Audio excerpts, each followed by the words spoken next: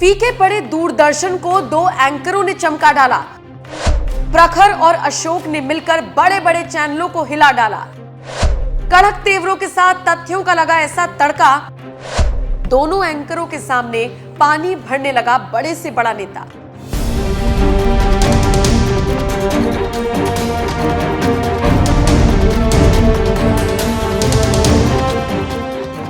नमस्कार, स्वागत है आप सभी का। आप देख रहे हैं एनएमएफ न्यूज। आपके साथ मैं हूं नमता चौधरी। 90 का दौर आपको याद होगा। उस वक्त टीवी देखने के नाम पर किसी के पास कुछ था तो सिर्फ और सिर्फ दूरदर्शन। उस दौर की एंकर सलमा सुल्तान और गीतांजलि अय्यर को आज भी भला कौन भूल पाया है। इंडियन अटायर में तैयार होकर न्यूज पढ़ने वाली एंकर आज के दौर की चिल्लाहट से कोसों दूर थी। साल 2000 तक दूरदर्शन का एक छत्र राज चला, लेकिन इसी साल जब टीवी की भी शुरुआत हो गई तो अपने साथ वो कई ह्यूमरस शोज लेकर आया। बस फिर क्या, भागदौड़ भरी जिंदगी में दूरदर्शन लगातार ऐसा पिछड़ा कि नए नवेले चैनलों की रेस में दूर दूर तक नजर नहीं आया। साल 2010 के बाद तो दूरदर्शन और ज्यादा डाउन होना शुरू हो गया। ऐसा इसलिए क्योंकि ये वो वक्त था जब लोग थोड़े से मॉडर्न हो रहे थे और उन्हें एक्सपोजर पसंद आ रहा था। ये एक्सपोजर उन्हें बाकी प्राइवेट चैनल्स में मिल रहा था, तो फिर कोई दूरदर्शन देखने क्यों आता।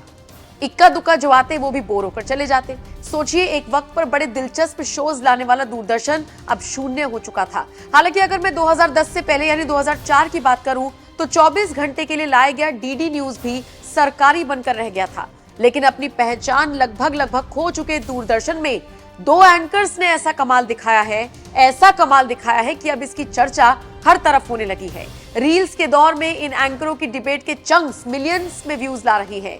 निजी तौर पर भी इन एंकरों का प्रभाव जनता के दिलों में इस कदर रच बस गया है कि इनकी डिबेट देखने के लिए पब्लिक बाकी न्यूज चैनल्स को छोड़कर डीडी पर चली आती है। इनमें से एक एंकर तो है अशोक श्रीवास्तव, जो पिछले काफी सालों से दूरदर्शन का हिस्सा है, और दूसरे हैं अपनी बातों की तरह नाम से भी प्रखर श्रीवास्तव।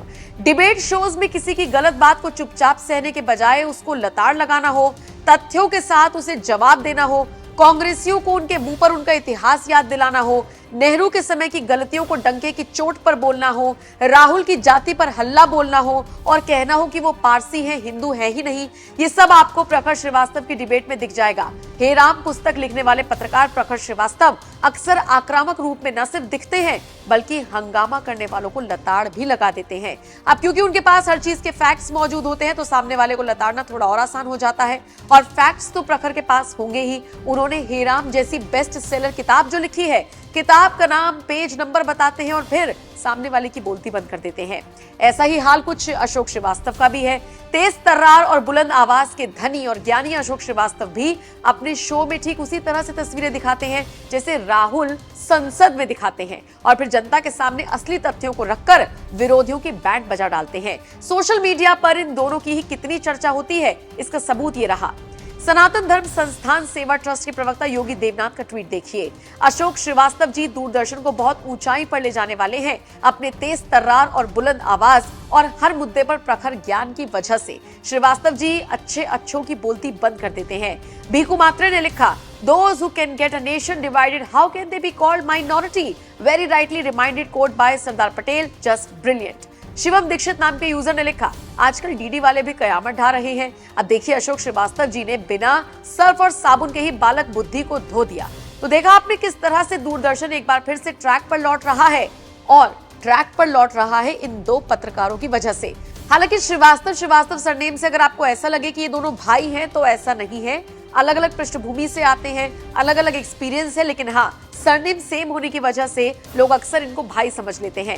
बहरहाल, आपको क्या लगता है कि अगर ऐसे ही पत्रकार दूरदर्शन में रहेंगे तो ये और कितना आगे जाएगा, ये हमें कमेंट करके बताइएगा। और बाकी आपको प्रखर श्रीवास्तव और अशोक श्रीवास्तव की पत्रकारिता कैसी लगती है, कमेंट सेक्शन में अपनी राय हमें जरूर दीजिएगा।